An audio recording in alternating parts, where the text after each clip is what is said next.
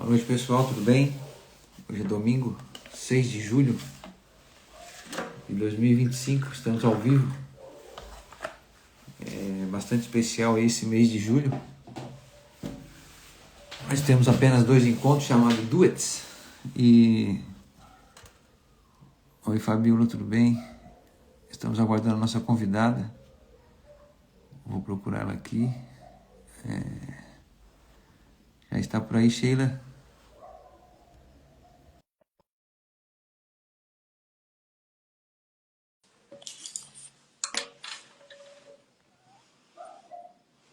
Tudo certo, então.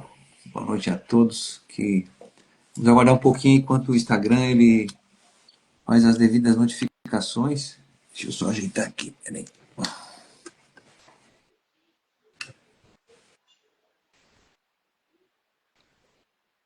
Tá ao vivo aí, Sheila? Oi, meu amigo, tu tá me ouvindo? Tá escura a tela, né? Tá escura a tela. Eu vou sair e eu vou entrar de novo, tá? Enquanto tem pouquinha gente pra gente ajustar isso, tá bom? Tá ok, então. Então, ó, aí, quem está chegando, enquanto o Instagram sinaliza que estamos ao vivo, então, neste domingo, 6 de julho de 2025, o encontro Duets. Esse é o primeiro de dois, né? Hoje com a Sheila Ferreira, terapeuta e especialista em ordem familiar. E no dia 20 teremos a Valéria Mendes, psicóloga também, que faz atendimento.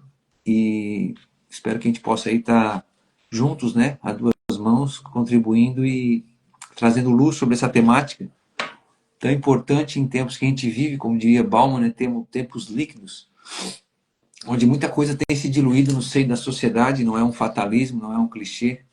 Entretanto, precisamos estar atentos, né, para não sermos engolidos. A Sheila retornou, estamos ajustando aí. Estás aí, Sheila?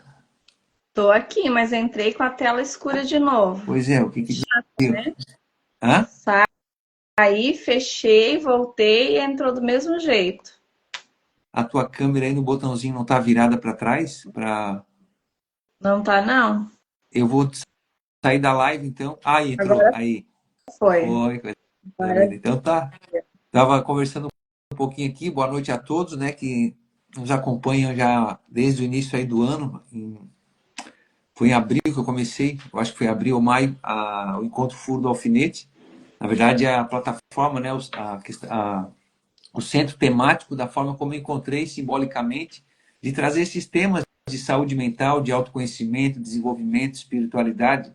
E aqui, quando eu falo espiritualidade, eu não estou falando nada desses movimentos New Age ou coisa do tipo, né? É bom que esteja claro para as pessoas, porque eu, por convicção e por escolha, né? Eu sou cristão, sou católico, na verdade, né? Acho que semelhante a Sheila, e a gente tem algumas coisas, muitas, na verdade, em comum. Isso não diminui, né, a forma como a gente traz esse tipo de abordagem, porque, em última instância, no centro de tudo, né, da existência aqui humana, está a alma do ser humano, né?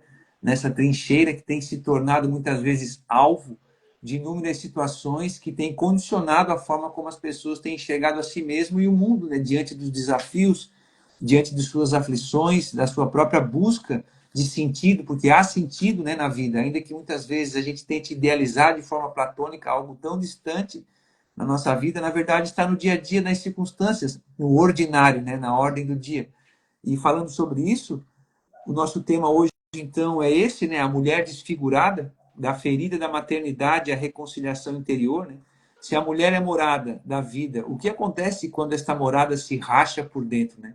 A sociedade só existe porque a família é a fábrica que produz a humanidade, né? E no seio dela está a família como esse esteio, como essa coluna, esse sustentáculo, né? Que possibilita que homens e mulheres sejam gerados para trazer, né, essa construção de uma civilização, né, da própria sociedade. Então, falando do nosso tema, né, hoje a gente está com a Sheila Ferreira, terapeuta e especialista em ordem familiar. Seja muito bem-vindo, Sheila. Só para poder situar o nosso amigo que está entrando aí, nossa amiga, convidado, né? A desfiguração aqui ela tem um sentido não de condenação, mas expressão de uma forma sagrada que foi rompida e que clama por reparação interior, né? Dito isto, seja muito bem-vinda, Sheila, e fique à vontade aí para poder fazer as considerações iniciais. Nós também já agradecemos a quem está aí nos acompanhando desde já. Boa noite, Sheila. Boa noite, meu amigo. É uma graça, uma alegria muito grande para mim estar aqui. A gente conversou algumas vezes, né? A gente já teve esse contato, assim, né? Essa intimidade, né? Essa troca mesmo, para que hoje o que a gente fale aqui, mais do que toque o intelecto, o racional de cada um que estiver ouvindo, toque o coração, para que essa live aqui, ela não seja só mais uma na vida de quem estiver aqui assistindo, né? Eu coloquei em oração todo esse tempo e pedi mesmo para Deus que todos que aqui estiverem, que ouvirem o que a gente for falar, que uma coisinha, pelo menos, uma coisinha, que aquela pessoa leve para a vida. Porque também é importante para você que já está aqui assistindo, que você entenda isso, que é primordial que você, quando for assistir alguma coisa, quando você for participar de algo, você se dedique a entender algo que está sendo falado, mas principalmente a levar para a sua vida e colocar em prática. Porque de nada adianta o meu papel como terapeuta, o seu papel, né, Hugo, como terapeuta também, como historiador, como um estudante da mente humana, dos comportamentos, e eu também como mãe, esposa, alguém que tem buscado, se empenhado a viver a vontade de Deus na minha realidade como mãe, na minha realidade profissional. Se o que eu falar aqui para você for infrutífero, você ouvir, achar bonito, nossa, que interessante, mas não levar para sua vida, não colocar aquilo em prática, de nada adianta. De nada adianta, é perda de tempo. É um domingo à noite, uma hora e pouco aqui jogado fora. Então, a primeira coisa que eu quero é, preste atenção. E, né, até minha amiga falou, tô com um papel e caneta aqui do lado já para anotar. Anote mesmo, porque às vezes as coisas caem dentro da gente, não fazem o barulho necessário no momento que é para fazer, e depois a gente esquece. Aquilo passa. Se a gente anota, a gente tem aonde buscar depois, a gente tem aonde recorrer depois. Mas pegue as coisas principais aqui e já internalize. Já vai pensando aí como que você vai colocar em prática, como que você vai incrementar na sua vida. Porque, né, já me apresentando aqui rapidinho, né? Eu tenho 4 filhos aqui na Terra comigo, tenho uma princesinha no céu, que fazem 3 meses e pouquinhos aí que a gente devolveu ela para Deus.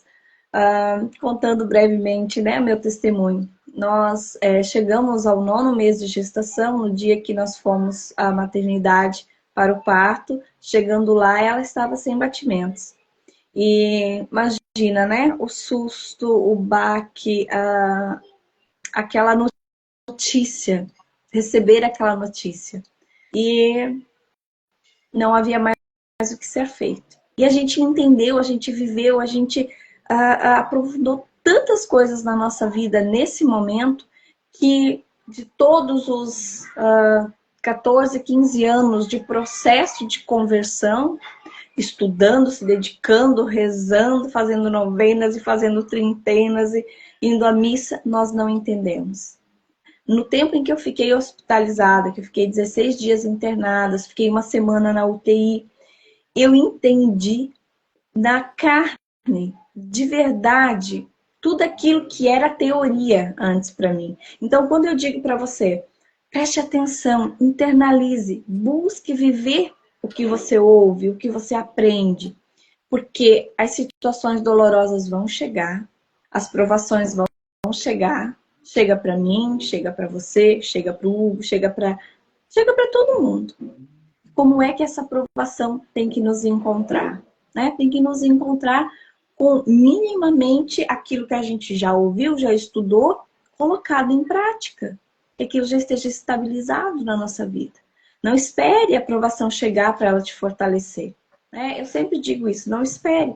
Então, aquilo que você ouviu hoje aqui, o que você já assistiu nas outras lives do Hugo, anote, coloque em prática, veja o que se encaixa na sua realidade, porque é sobre isso que a gente vai falar também, sobre a realidade, né, meu amigo? É Isso mesmo, Sheila. E uma boa noite aí, aqui já está nos acenando aqui, né? O Gregory, a Luciana, que também.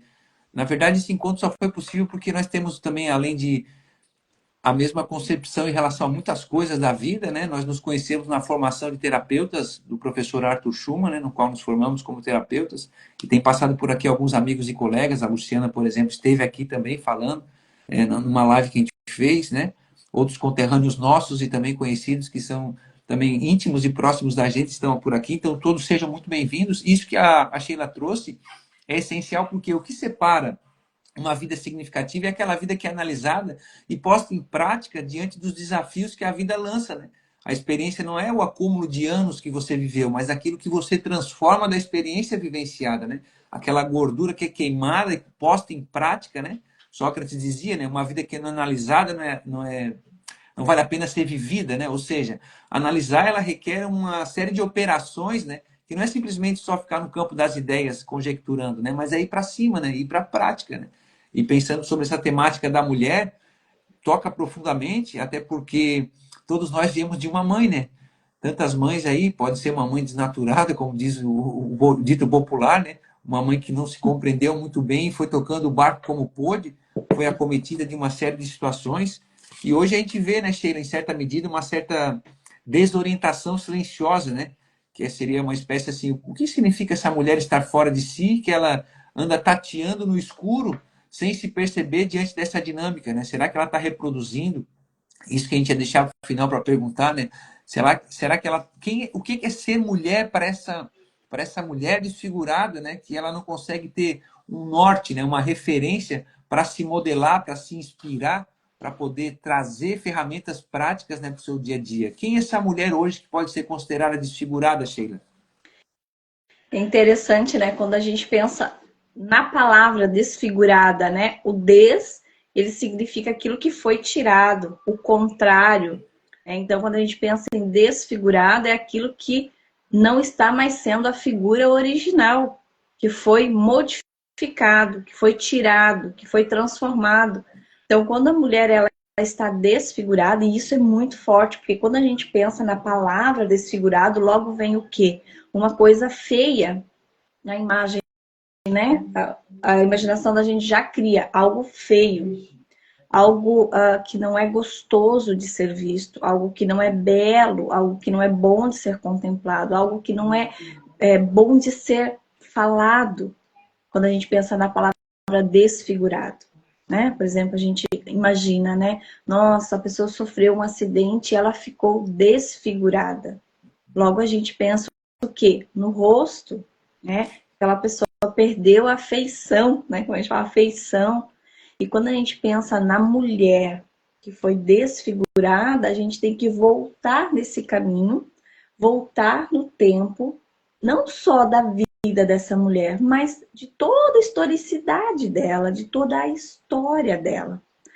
E aí a gente vai trazendo a mãe, a avó, a bisavó, e a gente vai olhando para essa mulher que hoje se encontra desfigurada, que hoje se encontra deslocada da realidade dela, deslocada daquilo que é a função original dela. Então, quando a gente pensa nessa mulher que foi desfigurada, essa mulher que está fora de si, eu imagino que é neste contexto, né? E eu penso que o que a gente planejou hoje, o que a gente conversou, o que a gente estudou sobre isso, que a gente consiga trazer muito para a nossa realidade. Muito para que você que é mulher que está assistindo, você que é homem, que tem mãe, que tem esposa, que tem irmã, que tem filha, consiga tomar esse cuidado e olhar na sua vida, na vida dos seus, o que está fora da ordem. Porque quando a gente falou de ordem, né, e de desordem. Quando está em desordem, é aquilo que foi tirado também, aquilo que está contrário à ordem. Então, quando a mulher ela perde essa ordem de quem ela nasceu para ser, de quem ela foi criada para ser, e a gente vai trazer, né, um pouco da história de feminismo, de revoluções que aconteceram, que impulsionaram essas mudanças. Mas primeiro a mulher tem que entender quem ela nasceu para ser, para depois ela entender o que foi que mudou nela? O que foi que a sociedade empurrou para ela como uma verdade, como uma ideia a ser comprada? E aí, então, ela está desfigurada, ela está fora de si, ela está deslocada dessa realidade. Quem é você, mulher? Né? Quem é você, mulher? Quem é? Essa. Né? É forte essa pergunta, né? Quem você é? E você, como homem, também pode responder essa pergunta, né? Você que está assistindo aqui, quem realmente você é? Sem citar, eu sou terapeuta, eu sou professor, eu sou marido de tal, eu sou fulano. Quem é você, essencialmente? Porque é a partir disso que a gente começa a entender o que foi mudado, o que não é mais essência minha, né? O que está desfigurado, o que está fora de mim, o que me tira de mim, o que me modificou, o que essas perguntas que a gente tem que responder. E só responde quem é corajoso o suficiente para olhar de verdade para dentro de si e dizer assim, caramba, esse comportamento que eu tenho não é meu. Esse pensamento que eu tenho não é meu. Essa ansiedade que eu tenho não é minha. Né? Esses medos que eu tenho não são meus. Essa forma de falar não é minha. Essa forma de vestir não é minha. Essa é, aquela não é. Então a gente precisa entender quem realmente a gente é. Para depois a gente entender aquilo que mudou. Porque senão a gente não consegue identificar. Então não é verdade, meu amigo. A gente tem que ter um parâmetro, né, Sheila? Porque, para quem não sabe, para onde ir, qualquer lugar serve, é o ditado, né? Que se diz, né? Então a gente parte do lugar que a gente se encontra, né? Fazendo esse exercício real, né? De ser destemido, na verdade, né? E vulnerável, né? Diante dessa questão que nos incomoda muitas vezes, né? Porque é uma pergunta não só terapêutica, mas ela é existencial, né? Não é à toa que quando a gente vai lá para a narrativa bíblica, Deus se apresenta lá para Moisés dizendo que eu sou, né? Quem eu sou, diga ao povo que eu sou, né? Então, quem tu és? Né? Diga que eu sou, né? Eu sou o ar que tu respira, eu sou a força que te coloca para cima, eu sou a luz, eu sou, né? Ele, no caso, né? E a gente, quem é? Né? A gente é um ser humano feito à imagem e semelhança do Criador, que tem uma programação original de fábrica, né? Em certa medida, que foi contaminada por um vírus, né? E esse vírus se chama, em primeira instância, né, o chamado pecado original, que desvirtuou nessa configuração de fábrica, em certa medida. Só que esse furo do alfinete, vou botar dessa forma, nessa alegoria, né, Sheila, que nos desprogramou, ele foi reprogramado com um ato sacrificial, porque para retornar à origem, existem certos sacrifícios que precisam ser feitos, né? O primeiro deles é encarar de frente e olhar no espelho, né? Na semana passada, Sheila, eu falei com o Charles, até ele passou por aqui, psicanalista. Boa noite, Hudson. Ele falando sobre a despersonalização, que remete um pouco também a esse desfiguramento. Oi, Valéria. Então tem a ver com algo semelhante, na verdade, né? A pessoa vê e não se reconhece, né? Olha e não se identifica, né? Hoje se fala tanto de identidade, né? E aí, por isso, essas pautas e essas mensagens hoje que tentam cooptar as pessoas e trazer para o seu lado, porque, como você falou, Sheila, no início, as ideias têm consequências. Eu costumo usar a analogia do furo do alfinete porque tudo é muito pequenino, né? Uma ideia, às vezes um trauma, uma situação, uma palavra, uma falta de expertise, de habilidade. O terapeuta, como o psicanalista, o profissional da saúde mental, esse profissional que articula junto com o paciente, né? Essas tensões, essas pressões na sua compreensão da sua dinâmica, da sua vivência, né? E às vezes isso se dilui porque uma pessoa sozinha, ela às vezes não tem esse tato, né? Ela passa um trabalho maior, né? Tanto que não é à toa que o próprio poeta vai dizer, né? Não é bom que estejam só, né? Que sejam dois, né? Porque se um cair, outro levanta. E assim como ferro afia o ferro, assim é a pessoa com o seu semelhante, né? Essa convivência, né? Ela é a que nos forja, na verdade. Ao mesmo tempo, é uma via de mão dupla, né, Sheila? Porque aquilo que vem para nos desbastar, nos fortalecer, às vezes também pode nos corromper, pode nos diluir, pode nos fragmentar, nos desfigurar, né? Mas em última instância, como a gente conversou nos bastidores, existe a decisão. A decisão está imbuída no foro íntimo da natureza humana. Sempre há possibilidade de escolha. problema é que muitas vezes nós racionalizamos na nossa mente e justificamos. A Fabrícia está aqui também, e na psicologia analítica, a racionalização é uma mentira, é uma fuga, né? Então, o Vini falou sobre os pensamentos intrusivos, mas para não perder o fio da meada, dando continuidade, essa desconexão, Sheila, que a gente está falando, que desfigura a relação corpo, afeto, espiritualidade. Por quê? Porque quando a gente está com algum problema e o corpo, ele fala, ele anuncia, ele somatiza, né, os efeitos colaterais de algo que não está bem, se a pessoa se corta, está ali, é evidente, né? Um machucado, um corte, ela vai ter que ir ali tapar aquilo ali, né? Ou reparar, ou costurar. Mas quando é interno, né, esse negócio, como é que acontece, né? É interessante, né?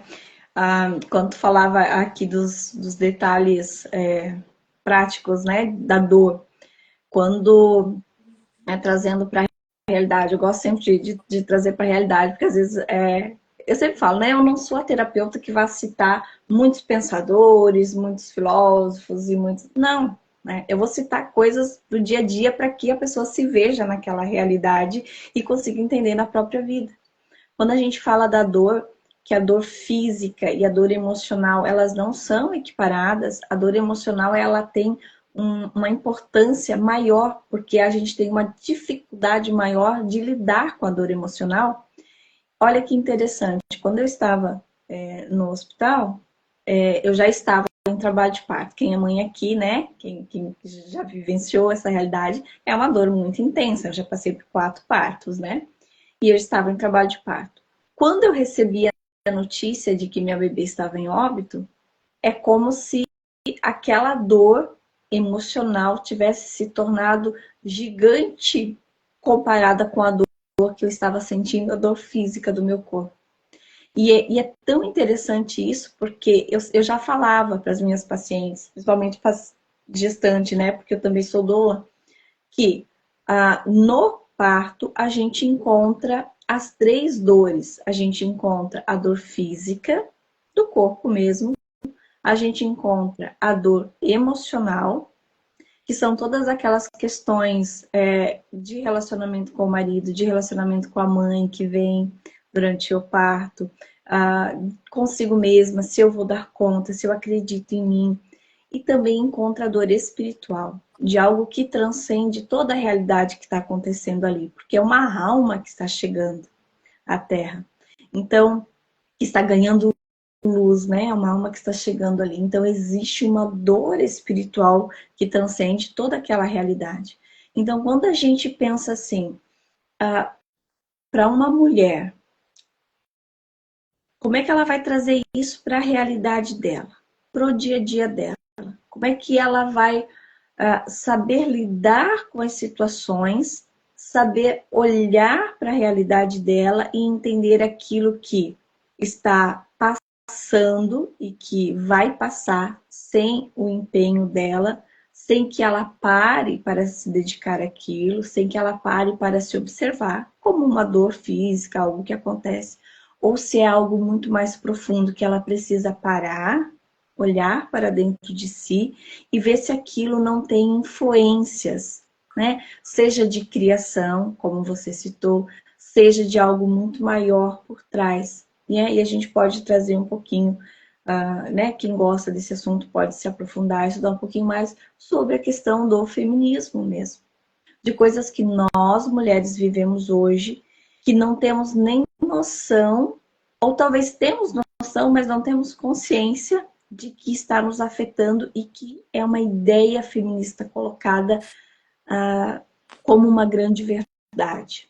Né? Mulheres que têm uma necessidade muito grande de buscar a independência, buscar ser independente, o dinheiro é meu, né? Divide tudo com o marido, divide a cama, divide o corpo com o marido, mas não divide a conta bancária. Né? Será que isso é natural da mulher? Quando a gente olha para a biologia mesmo, né? Da parte química, a parte física, a parte material do corpo da mulher, o nosso corpo ele é muito mais frágil. Se a gente olhar para as partes ósseas do nosso corpo, as nossas partes ósseas são muito mais finas, muito mais frágeis. Por quê? Porque nós fomos criadas para depender do homem. Aqui Por que o homem... ficou louco, né?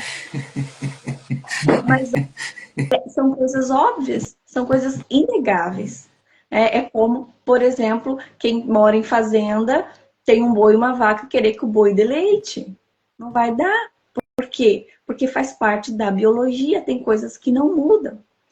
E quando a gente olha para o feminismo, né, são ideias muito bonitas, são ideias muito interessantes, mas se a gente for adentrar, a gente não precisa nem estudar assim, a fundo a história de quem fundou, de quem... Não, é só a gente olhar e olhar para a nossa realidade. Como eu atendo mulheres, Hugo, assim, a grande dor das mulheres hoje é o quê? Uma irritação, um descontentamento, um desgosto profundo com a realidade da maternidade. Profundo, profundo. E isso, claro, que tem a ver com a falta de virtude, mas tem a ver com aquilo que foi implantado dentro de nós, como uma realidade de maternidade. Aquela coisa da mulher que precisa ir para o mercado de trabalho, a mulher precisa ter o seu dinheiro, a mulher precisa se satisfazer profissionalmente, senão algo está faltando. Campagnolo sempre fala que ela não é a mãe que ela gostaria de ser, porque ela tem que dividir os papéis, né? E ela é uma grande profissional, graças a Deus que ela está dividindo esses papéis, que ela tem ajudado muitas mulheres e, né, na política aqui de Santa Catarina mesmo é uma das grandes frentes. Mas essa divisão, ela não é justa. Não adianta nós mulheres querermos... não, os papéis têm que ser iguais, nós somos casadas, mas o marido, e isso dói, né? Isso dói no calinho das mulheres. Não, são papéis iguais, dividimos todas as tarefas. Não é assim. Não foi criado para ser assim. Há coisas que só nós mulheres temos a capacidade de fazer bem. O marido deve ajudar, o marido deve cuidar dos filhos, deve colaborar com a casa, com os cuidados, deve, óbvio. Mas o papel do marido é ser o provedor e o protetor. Nós, mulheres, nascemos para gerar. A gente falava sobre isso, né? Nós nascemos para dar a vida. E não é simplesmente dar a vida física, que já seria muito, mas é dar a vida da alegria da casa, dar a vida de fazer um lar. O homem provê a casa, a gente provê o lar. Faz parte da nossa Constituição. E quando a mulher está desconectada, ela está desfigurada, ela está fora disso, é que gera esse descontentamento. E pode olhar, pode perguntar. Mulherada casada, mulher que já separou, mulher que ainda não casou.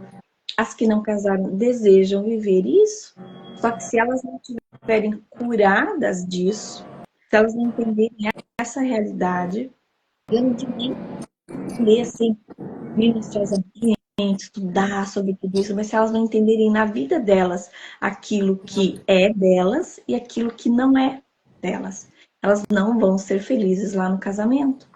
Porque depois lá na frente os problemas vêm, a convivência, o relacionamento, e elas não vão saber lidar com isso. E as que estão casadas hoje, pode olhar, pode olhar.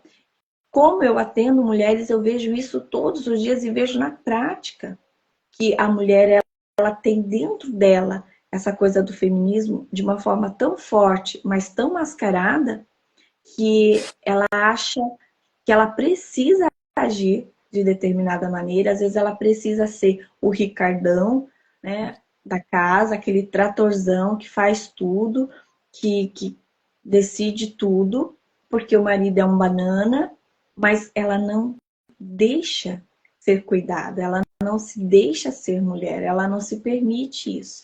E são relacionamentos que vão findando por aí em diante. Então, começa por isso, lá na frente, entendendo quem ela é, né? Como Santa Terezinha dizia, né, que nós somos aquilo que Deus pensa de nós. Existe uma grandiosidade nisso, né? Nós não somos qualquer coisa, qualquer pessoa. Nós estamos aqui por acaso. Deus pensou algo. Deus pensa em nós. Deus pensou algo para nós. Então, entender isso. Colocar na prática o que a gente já ouviu, o que a gente já sabe, o que a gente entende. E entender aquilo que é nosso e não é nosso. Observar mesmo. Ver aquilo que funciona na nossa vida e o que não funciona. Muito bom, Sheila. Isso tu trouxe, né? Eu, como formado em História, né? Eu tive algumas questões relacionadas a essas temáticas progressistas, revolucionárias, né? Tu falasse algo que, assim, é essencial. Estava refletindo essa semana sobre isso, que existe um feminismo velado, né? Então, ou seja, pela corrupção do imaginário, seja através das novelas, do próprio cinema, da música, né? Que formatou um modus operandi na forma de enxergar o mundo e a si mesmo, né? Isso hoje se alastrou, né, pela sociedade. Quando a Débora Luciano escreveu o livro, não li ainda, só estava vendo a sinopse, até vou adquirir esse material, parece ser muito bom, ela fez uma pesquisa acadêmica bem profunda. A autópsia do feminismo, ela diz que o feminismo está morto, né? E ela disseca, né, o feminismo e mostra, em certa medida, que esse imaginário corrompido entrou na modernidade por conta dessas ideias que não foram rastreadas e foram se disseminando, né, ao ponto de corromper e desfigurar, né, essa sacralidade, que não é nada assim idealista, por assim dizer, né? Do papel, da função de quem é, na essência verdadeira, no foro íntimo, né, de sua natureza, a mulher diante da sociedade. Porque hoje a sociedade ela foi compartimentada, né, em nichos em que eu vejo dessa forma, eu posso estar equivocado, mas eu penso que não, eu estava analisando e compreendendo as escolhas que eu fiz e dos lugares que viajei, das pessoas que conheci e das leituras também, que a maioria dos traumas se transforma numa bandeira hoje em dia.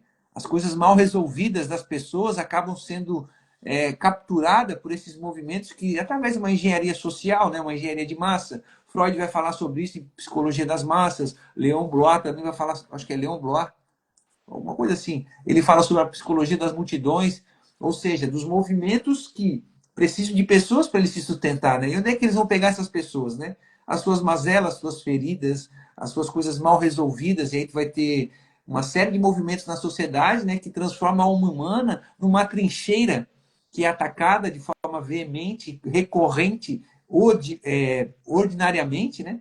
E aí a pessoa, sem ter um parâmetro claro para poder analisar a si própria, se rastrear, na verdade, né, a origem das suas ideias, porque ideias têm consequências, né, Sheila? E essas ideias vão permeando o imaginário dessa pessoa e ganhando forma, né? O que é uma neurose? Eu vou te perguntar uma coisa que eu acredito que tu encontre bastante nos atendimentos, né? Em relação à simbologia da figura masculina e feminina no seio familiar. Né? Ou seja, quando se dilui isso, porque é algo natural, não é lá na psicanálise que a gente aprende que a mãe instala o narciso, né, na criança, ela apresenta a criança para o pai, né, e o pai apresenta a criança para a sociedade. Então, dentro dessa dinâmica natural e orgânica, né, dentro de uma programação simples e funcional, que é uma coisa natural, né, na constituição humana. Isso tudo hoje está tudo muito bagunçado e muito confuso. Aí tu vê, eu fui professor durante 12 anos, Sheila. Então, assim, esse negócio da transferência que acontece no processo terapêutico, né? De crianças. O professor não quer ser meu pai? Assim, qual é o problema? Não, meu pai foi embora, não voltou mais, a minha mãe não sei o quê.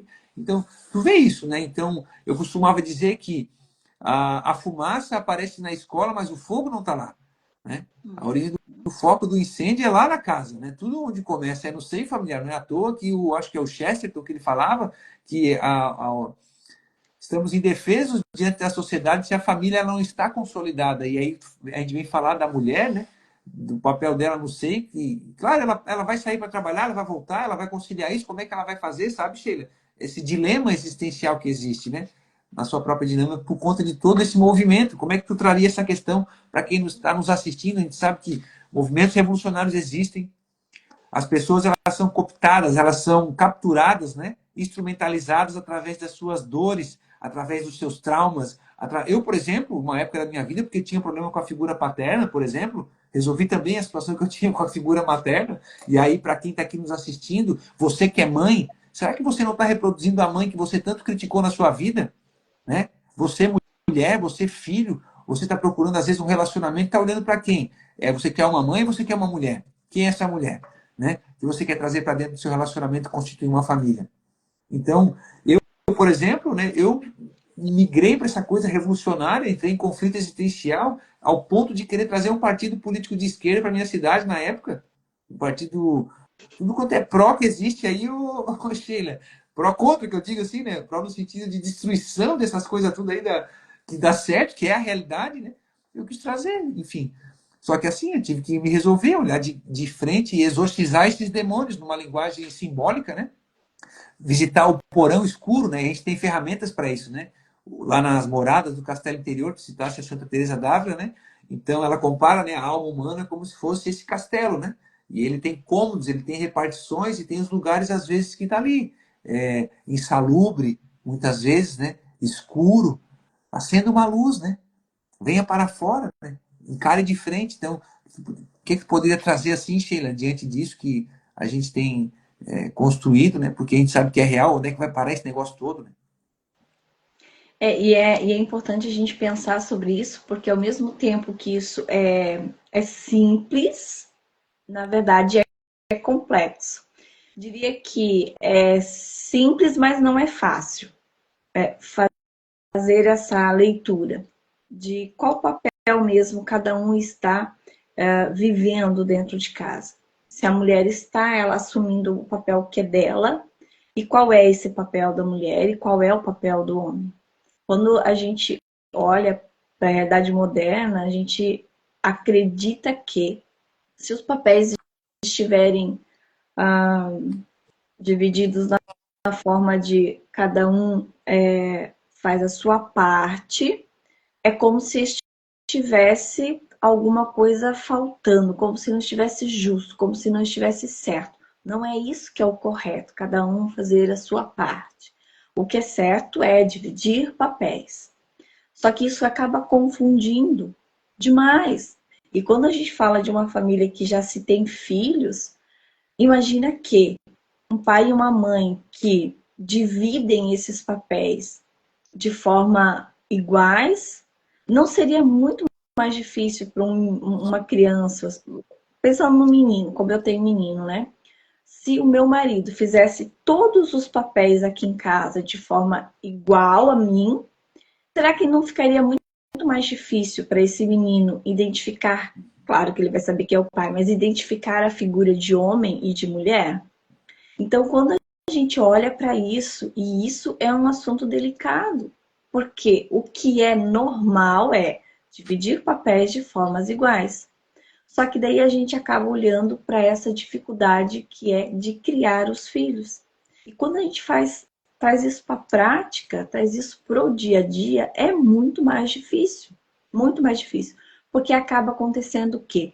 A mulher acaba se sentindo sobrecarregada. Mas não é porque essa divisão de tarefas, essa divisão do que deve ser feito não está correta. É porque ela não sabe lidar com quem ela é mesmo. Como tu disse, ela vai repetir padrões, ela tem toda a bagagem de como ela foi criada que ela traz para essa realidade. E aí, quando ela não está curada dessa história, com a mãe, com o próprio pai, com o que ela viveu na infância, adolescência, que é o que faz base, né, o que dá estrutura para todo o resto da nossa vida, ela não vai saber lidar com ela e muito menos com o marido. Se a mulher, a esposa hoje, ela tem dificuldade de lidar com o marido, dificuldade de relacionamento com o marido. Será que, se ela olhar para a realidade dela, ela não vai encontrar vestígios de uma dificuldade que ela teve com a própria mãe, com o próprio pai? Vai, porque mesmo que não seja algo gritante, algo que foi um grande trauma, todos nós temos as nossas mazelas que nós carregamos. E é importante que a gente entenda que muito disso passa, nem é só por um processo terapêutico. Claro que aqui eu, como terapeuta, vou falar, olha, É importante esse processo, essa investigação, o Hugo também, os terapeutas, colegas aqui também. Mas, às vezes, isso passa por um ato de perdão. Porque quando a gente carrega coisas da nossa vida, situações que a gente viveu de escola, de humilhação, de situações dolorosas lá, é como se a gente estivesse carregando um defunto. A gente joga esse defunto nas costas e vai arrastando por toda a vida. A gente não se desfaz dessas coisas. Então, nem sempre precisa de um processo terapêutico. Às vezes é um decidir a perdoar. E como tu falava, e tudo é uma questão de perdão. Eu até anotei aqui algumas questões né, para pontuar mesmo. Quando a gente decide perdoar, quando a gente decide pela mudança, quando a gente decide fazer diferente, a gente começa a perceber que não é a situação que nos molda, é a decisão que nós temos diante daquela situação, de fazer ou não diferente, de mudar ou não aquela realidade. Por exemplo, se né, o marido tem dificuldade de fazer esse papel de educador, de levar o menino e mostrar à sociedade, né, fazer essa ponte entre a casa, entre a família e a sociedade, que é o papel do pai. Como é que eu, como esposa, vou poder ajudar isso? De coisas práticas. Né? Como é que eu vou poder fazer isso? Será que vai ser criticando, falando mal, xingando, julgando o meu marido? Ou será que se eu começar a elogiar o meu marido diante das pequenas coisas que ele faz, ele não vai se sentir mais capaz? Porque às vezes a gente para, eu falando aqui para a mulher, mas serve para o homem também, casado, solteiro, porque convive ainda com o pai e com a mãe em casa, para todo mundo. Às vezes a gente para e olha somente para a nossa realidade, somente para as nossas dores, somente para as nossas dificuldades. E a gente não olha que... Não, é que tá falando aí, eu tô lembrando. Eu, há muito tempo atrás, eu quero complementar, posso? Pode, claro. Em agosto eu vou fazer uma live especial diferenciada, vou até dar um spoiler aqui, que é o mês dos pais, né? Aí vou falar do pai, né? No caso, a figura paterna. E tem duas canções, Sheila, eu acho que tu te recorda, que me faz refletir bastante sobre isso, né? Atrás do rosto de um adulto, a história de uma criança, né? O problema é que muitas pessoas crescem e ainda estão infantilizadas, essa é uma questão, né? Existe isso também, né? Estão presos a isso, né? É como se não tivesse ainda cortado o cordão umbilical, vou botar dessa forma, né? Mas por outro lado, o que acontece? A música fala, né? Você diz que os seus pais não entendem, mas você não entende seus pais. Você julga seus pais por tudo, isso é absurdo. São crianças como você. Né? O que você vai ser quando você crescer. Quantos de nós aqui já não ouviram, né, das pessoas que fazem parte da nossa convivência familiar? Tu parece tua mãe, tu parece teu pai. Nossa! Né? Porque essa modelagem, ela acontece de forma natural dentro da convivência, né? Por excesso, por falta, na medida, saudável ou não, né? E o Belchior também ele tinha uma canção que foi depois interpretada pela Elis Regina, que é chamada Como os Nossos Pais, né?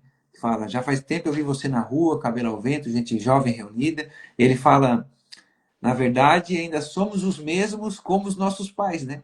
Ou seja, existe uma linha fina aí, né, Sheila? Porque antigamente, lá no povo de Israel, eles estavam se justificando a nova geração por conta dos seus antepassados. Né? Eles diziam: os pais comeram as uvas e os dentes dos filhos embotaram. Né? Existe essa questão. Então, olhar para trás, resolver as pendências, liberar, como a Sheila falou, esse perdão, esse perdonar, porque é o cadáver pendurado aqui, né? Às vezes uma situação lá na primeira infância, né? Hoje, quando tu é adulto e tu olha para trás, fazendo um exercício, como o Santo Agostinho, no seu livro Confissões, né? Como quem está diante da eternidade, né? Busca essa iluminação da sua consciência para perceber por que eu estou agindo. Eu vejo hoje, por exemplo, Sheila, me corrija se eu estiver errado, muitos homens e mulheres que procuraram seus parceiros, porque naturalmente seria isso, né? O homem seria o ideal de o pai, né? Seria o ideal de um homem para a mulher procurar como marido, e a mulher seria o ideal de mulher, não de mãe, né? De mulher. Para esse filho encontrar essa mulher futura para ser sua esposa. Posso estar falando bobagem aqui, não sei se tem fundamentação aí na bibliografia, mas naturalmente, né? A menina não fala, né? O que é o pai para a menina? O pai para a menina, ele é o que, às vezes, quando é pequena, até fala, né? Tem um ciúme ali, por causa do negócio do complexo de Electra, né? O do menino, o complexo de Édipo, né? Mas a menina, ela tem uma paixão pelo pai, né? Em uma certa medida, né? Para o menino, o pai é o herói, né? E para a menina, ele é o príncipe, né? Aí fala isso hoje no politicamente correto. Ah, vai dizer que tem coisa de menino e coisa de... Tem coisa de menino e coisa de menina. Há uma ordem natural. Aí os caras querem inverter as coisas, confundir, corromper a linguagem, Sheila, porque daí se você perde o parâmetro linguístico, quer dizer, isso é isso, isto é aquilo, as pessoas se perdem no meio das coisas. Dar nome aos bois. Cada coisa tem nome. Os caras querem inventar a roda, né? Exatamente. E olha que interessante, continuando, né? Não vou nem voltar no que estava falando, porque tu complementou muito bem.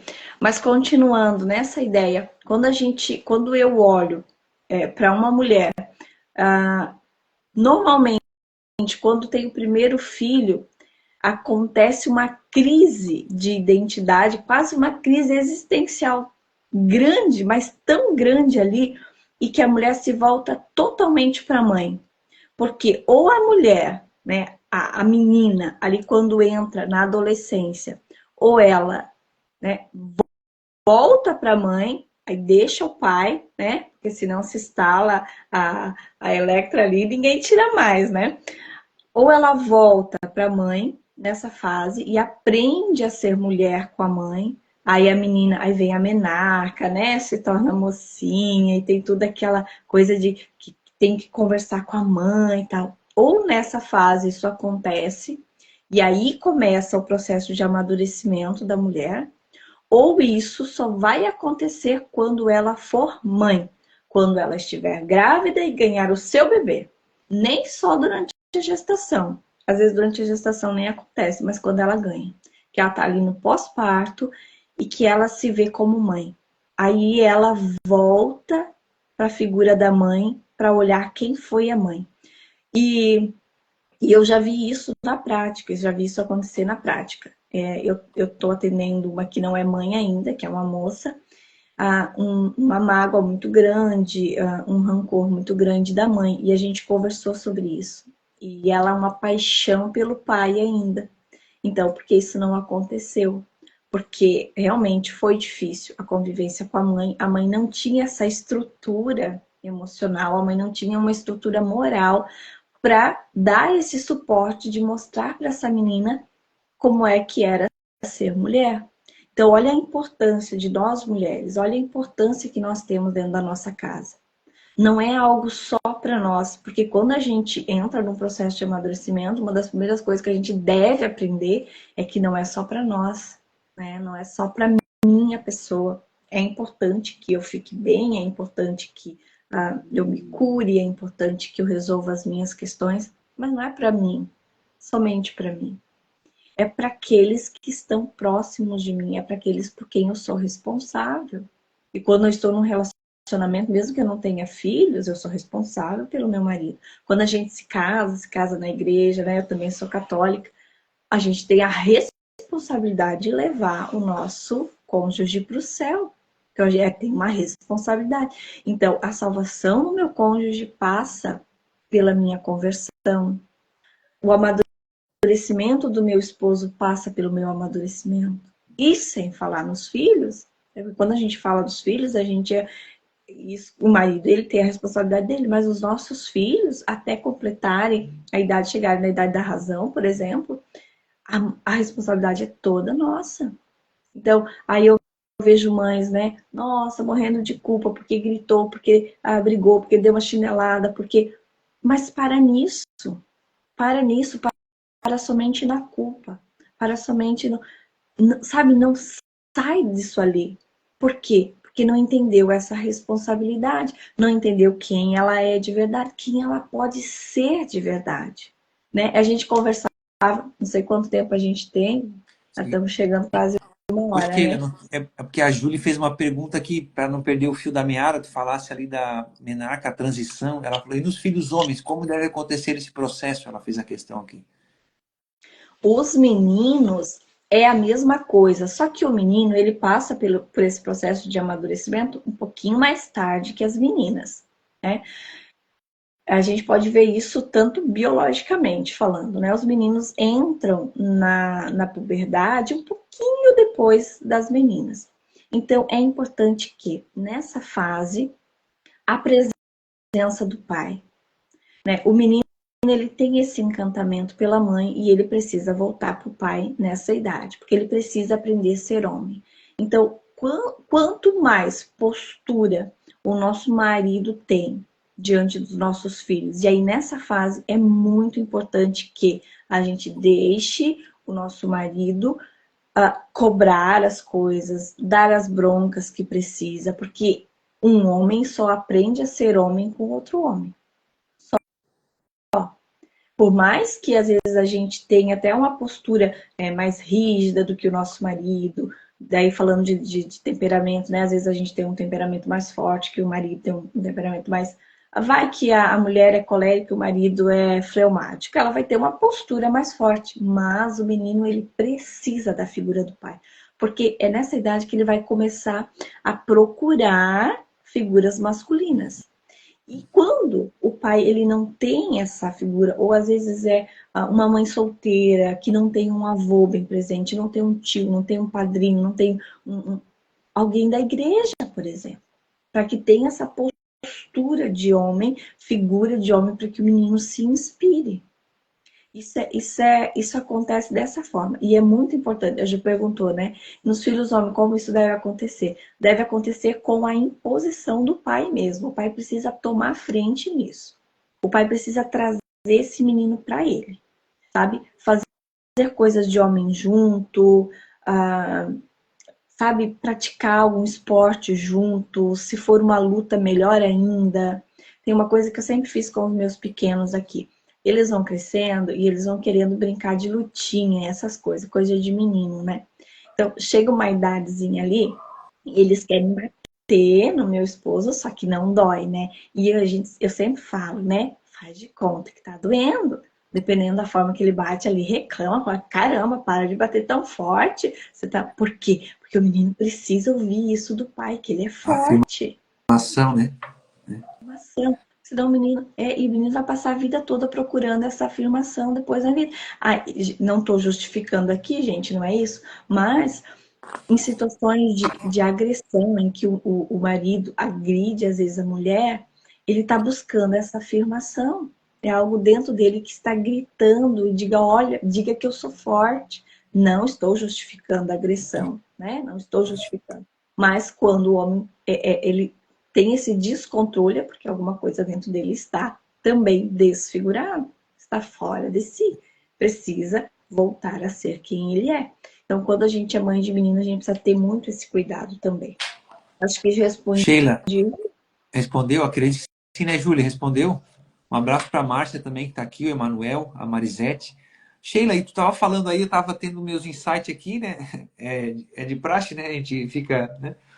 Muito interessante isso que tu falou, porque tanto o menino quanto a menina, a depender da cultura, existe ainda, é vivo isso em alguns lugares. Eu tive a oportunidade de morar com alguns indígenas no Mato Grosso, e existe esse ritual de passagem, essa marcação, né, da fase. Não tem adolescência, vou botar dessa forma. Ela saiu da fase ali ela é criança, e aí, dependendo da idade, a menina, por exemplo, na aldeia que eu fiquei, quando ela tem a primeira menstruação, ela é separada da aldeia, ela é colocada numa casinha, é o ritual da menina moça, que eles falam. E ali ela já vai ser inserida nesse universo da mulher, vou dizer assim, né? Que ela vai aprender agora o que é ser a mulher dentro da cultura deles. Né? E algumas culturas, por exemplo, os judeus, eles têm o bar mitzvah, né? Que é a iniciação do menino para a comunidade ali dos homens, né? Tu tem os indígenas também, algumas tribos, que fazem aquele ritual da mão na toca da formiga, né? Que é um processo bastante doloroso, né?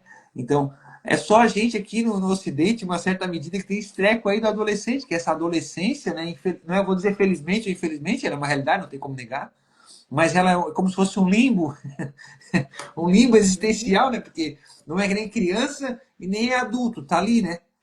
Navegando ali no meio. E ali onde muitas vezes as coisas elas se consolidam, né? Elas ficam, como é que costuma se dizer na psicanálise, são recalcadas, né? Eu acho que é isso, né?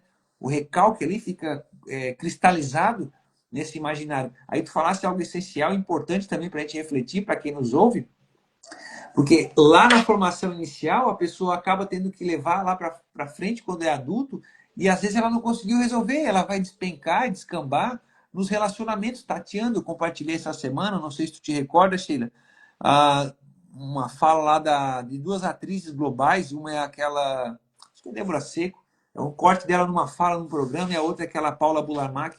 Elas estão trazendo a formação delas familiar e o referencial de pai e mãe dentro desse relacionamento. A Débora Seco fala de que ela procurou vários relacionamentos baseados nas experiências que ela via dentro de casa. E a Paula Bulamac, ela pegou o outro extremo, né, desse negócio do empoderamento da mulher. E o receio dela é que ela está chegando na velhice e não vai ter quem cuide dela, porque ela não optou por constituir uma família, né? Então, assim, eu quero falar mais, eu quero te ouvir mais, na verdade, né? Porque assim tem sido bastante rico e essas pérolas, né, que tem sido entregue aqui para quem nos ouve, nos assiste, e traria para isso, pensando, né, para quem nos ouve, Sheila, diante, né, desse vazamento invisível da alma. O que acontece então quando a alma feminina ela se esvazia, né? Como resgatar esse papel dessa vida interior, né? Porque a gente tem falado, por exemplo, ali essa semana eu compartilhei o vídeo da esposa do Vitor Salles, né? Acho que tu conhece, né, o Victor, né? Vitor Salles, esqueci o nome dela agora, acho que é Laísa, né? Ah, Acho que é isso, né? também. Eles tiveram uma história semelhante à tua também em relação à gestação, não sei se tu acompanhou ali, né? E ela está falando sobre isso, da mulher que ora, da mulher que reza, desse tempo que ela tira para ela, para ouvir a Deus, ouvir ao Espírito Santo, ouvir o anjo da guarda, né? Ouvir o que se passa nesse silêncio, porque às vezes está tão atulhada de afazeres do dia a dia que ela não para, né? Para se perceber. E aí eu também complementaria, para não se estender na questão, as ferramentas, né? Tu falasse hoje aí de temperamento, eu não sei se alguém nos ouve e sabe do que se trata, porque também é uma ferramenta de autoconhecimento para lidar consigo, com o seu companheiro, com os próprios filhos, né? E paralelo a isso, são três coisas, né? E as virtudes. Então nós estamos falando de virtudes, temperamentos e essa vida contemplativa e devocional para organizar o seu mundo interior diante desse desafio, Sheila. Pudesse trazer algo para a gente aí? E é um desafio mesmo, né? E é um desafio, porque principalmente quando a gente fala de mãe, de mulher, a gente já tem uma sobrecarga por natureza. Então, uma das questões que eu sempre escuto, né? Mas como tirar tempo para oração? A gente tira tempo para oração quando a gente entende o motivo pelo qual a gente precisa fazer aquilo, né? O que é a oração? É uma conversa com Deus. Essa conversa precisa ser um diálogo, você precisa falar, precisa ouvir. E somente com essa conversa com aquele que nos criou, aquele que perfeitamente sabe quem nós somos, puxando lá do começo, né, da live, de entender quem nós somos. Então, olha que importante isso que tu trouxe, Hugo. Quando a gente entende o poder da oração, a gente entende o porquê que a gente precisa rezar, a gente vai começar a entender que, opa, se eu tenho um eletro, por exemplo, que estraga, eu vou olhar no manual. Vou lá olhar no manual de instrução. Aquele manual de instrução está ali especificando algumas coisas, eu não consigo consertar sozinha, eu vou levar para um conserto, eu vou levar para alguém que entenda daquilo. Quando a gente fala da nossa oração, a gente precisa entender que oração é um diálogo com Deus, aquele que nos fez, aquele que tem o manual da nossa vida e aquele que pode consertar as coisas. E existem graças, existem situações, existem coisas na nossa vida, nós como mulheres, que nós só vamos entender, nós só vamos receber, nós só vamos mudar se nós entrarmos em contato com esse fabricante das nossas vidas.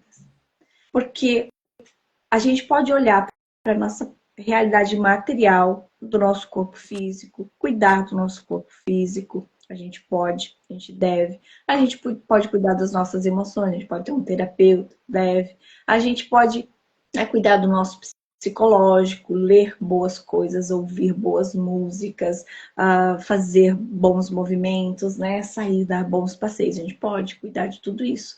Só que se a gente negligencia uma dessas áreas da nossa vida, que é a área espiritual, a gente está menosprezando também as outras áreas. Porque eu sempre falo que nós somos seres integrais. Não tem como a gente, por exemplo, vai no médico e o médico diz assim, ok, você está com problema no braço, né? Ah, então tá. Então vamos cortar o teu braço, a gente deixa o teu braço aqui, a hora que a gente tratar ele, tu pega ele de volta. Não tem como, É né? verdade. Não tem como. Então, muitas vezes a gente está querendo mudar situações da nossa vida, nós estamos querendo nos curar de traumas, nós estamos querendo resolver situações complexas, resolver coisas do dia a dia, sem trazer essa parte espiritual.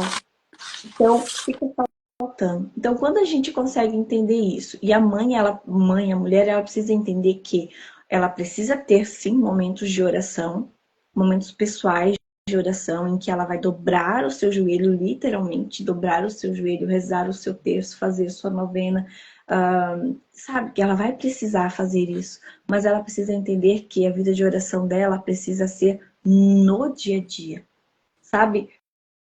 Enquanto ela está brincando com as crianças, lembrar, contar uma história de um santo. Esses dias eu estava contando alguma coisa para o Francisco na mesa, e de quando eu terminei, eu olhei para meu marido e falei, caramba, né? Eu estava falando para ele, mas estava falando para mim mesmo. De algo que a gente tinha conversado e, tipo, o que eu falei para ele foi meio que uma resposta daquilo que a gente tinha se questionado. Então, a gente precisa entender isso no nosso dia a dia. Sabe, se precisa colar versículos bíblicos lá na geladeira para você ler lá de vez em quando abre a geladeira, cola, faz um muralzinho, coloca jaculatórias, sabe? Se não consigo decorar nada para estar rezando durante o dia, vai murmurando, vai falando, vai o nome de Jesus e de Maria, sabe? Vai pedindo intercessão do seu anjo da guarda, né? Só quem vive essas realidades, só quem tem essas experiências, que entende essas coisas, como elas são grandes, como elas são importantes, como elas são maravilhosas. E a gente tem que viver isso no dia a dia, durante todo o dia. Precisa ter os momentos de oração? Precisa, mas a gente precisa entender que a gente precisa rezar durante todo o dia. Todo dia. Porque é importante ir à missa? É óbvio que é importante. Né? É uma obrigação nossa ir à missa ao domingo. É uma obrigação. Só que a gente não se alimenta só no domingo. A gente não come lá uma maionese, um churrasco no domingo e passa o resto da semana sem comer. Ou então a gente só toma café da manhã. Não, a gente come durante todo o dia, a gente toma água durante todo o dia, a gente alimenta o nosso corpo durante todo o dia. Então, por que não ir alimentando a nossa alma durante todo o dia? E isso vai fazer com que a gente, né, acho que até foi o professor Arthur que deu esse exemplo, de quando a gente está numa casa, num ambiente todo escuro, a gente acende uma luzinha lá num quarto.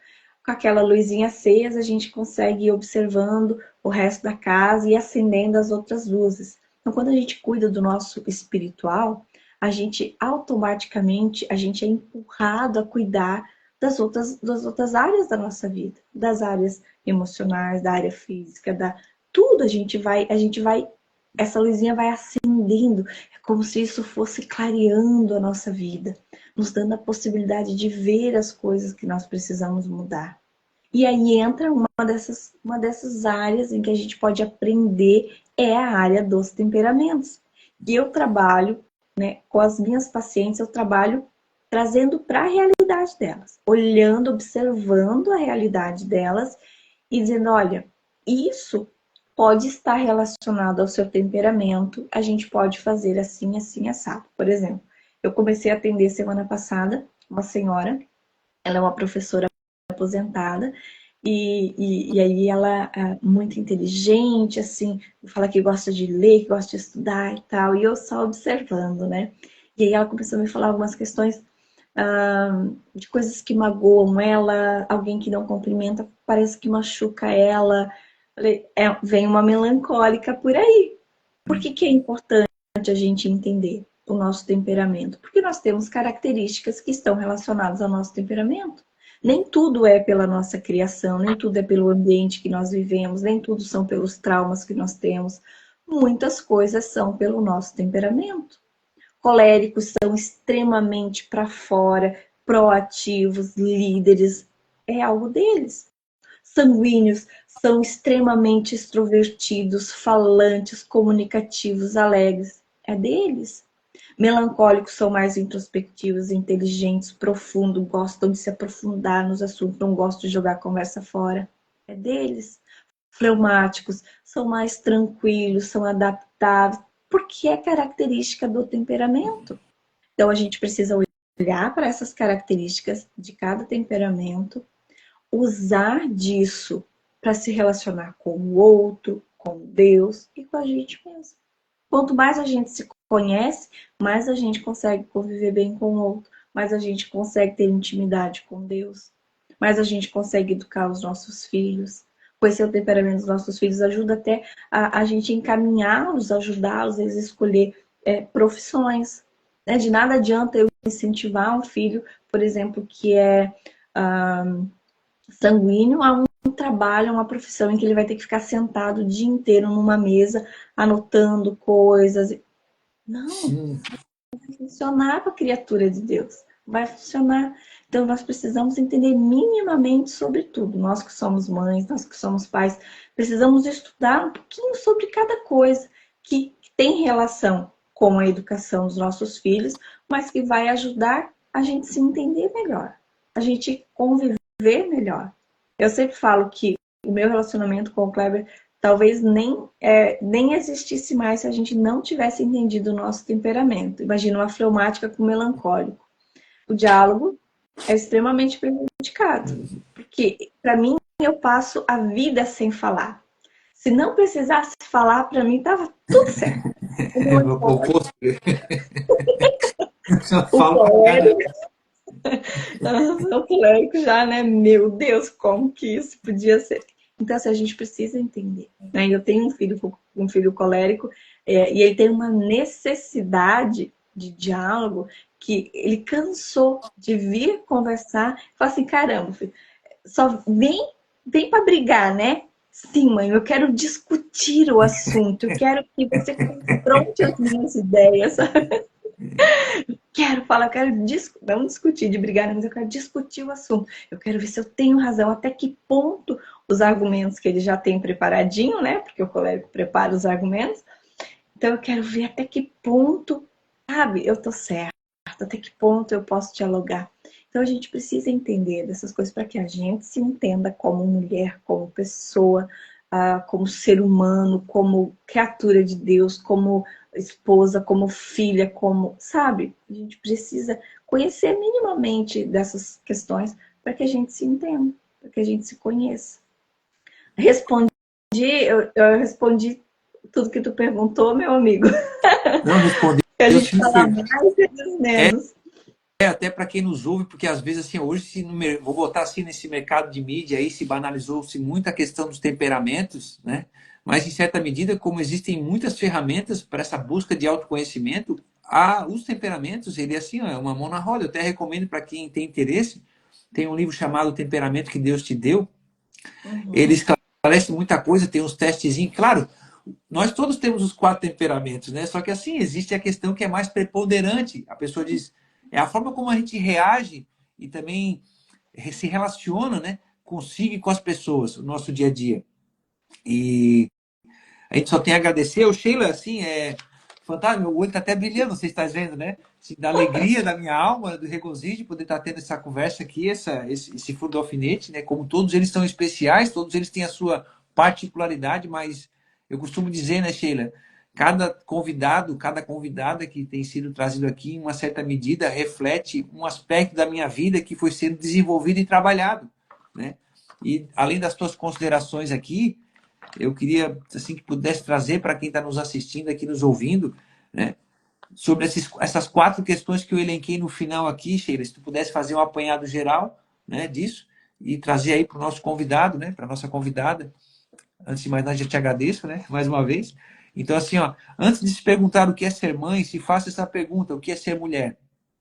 Estou tentando tentando ser mãe sem ter sido curada como filha, quais imagens ou ideais distorcidos tenho sobre o que significa ser mãe e mulher? Que pequenos gestos concretos posso assumir hoje para resgatar a minha alma ferida? Interessante, né? Essas perguntas, elas, ao mesmo tempo que podem ter uma resposta prática, elas nunca vão ser sanadas, né? Então, para trazer tudo isso, tem uma analogia que eu gosto muito, que é a analogia da pérola, né? A concha está lá, a ostra está lá, vazia, e aí, para que aquela pérola seja formada, precisa entrar pequenos grãozinhos de areia. Aquela pérola, ela vai ser formada, ela, né, aquela coisa preciosa vai ser formada a partir de pequenos grãozinhos de areia. A concha está fechada, mas pela pequena abertura, aquele grãozinho de areia vai entrando e aquilo vai incomodando aquela substância mais aquosa que tem dentro da concha. E a partir daquilo ali, a pérola vai se formando. Então, o que eu quero dizer é que nós todas somos muito preciosas, mas nós vamos se formando, nós vamos ganhando brilho, ganhando cor, ganhando santidade, ganhando amadurecimento a partir das vivências difíceis que nós temos, a partir desses grãozinhos de areia que vão entrando. Então eu quero que quem esteja aqui ouvindo, que é mulher ou que é homem, mas que possa traduzir isso, que possa falar isso para sua esposa, para sua mãe, para sua filha, que ela é preciosa, né? Que ela é preciosa e que ela aproveite das dificuldades que ela tem vivido, que ela ainda vai viver, para que aumente dentro dela esse brilho, essa grandeza, essa substância de Deus que existe dentro dela. Que ela não perca isso. Que você que é mulher que está aqui, não perca isso. Não deixe isso passar.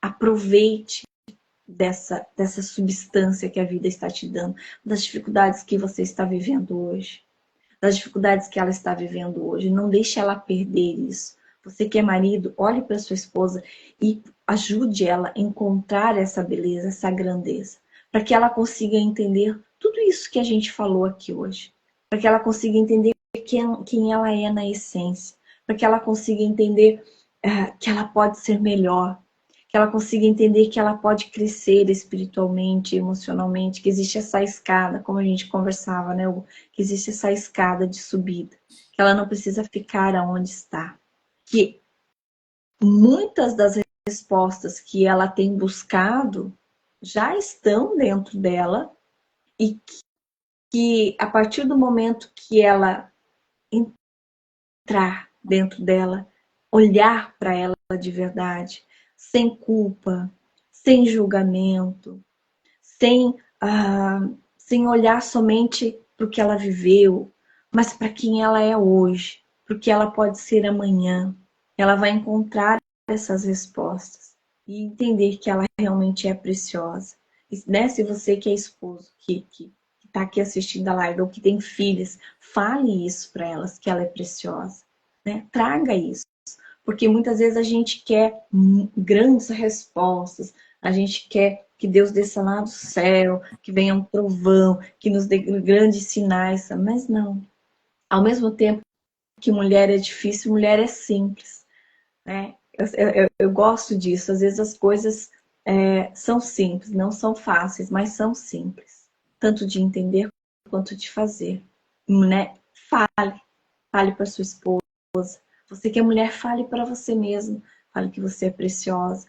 Fale que você não precisa continuar sofrendo pelo que está sofrendo hoje. Você precisa aproveitar disso, que isso é substrato para a sua santificação, para o seu amadurecimento.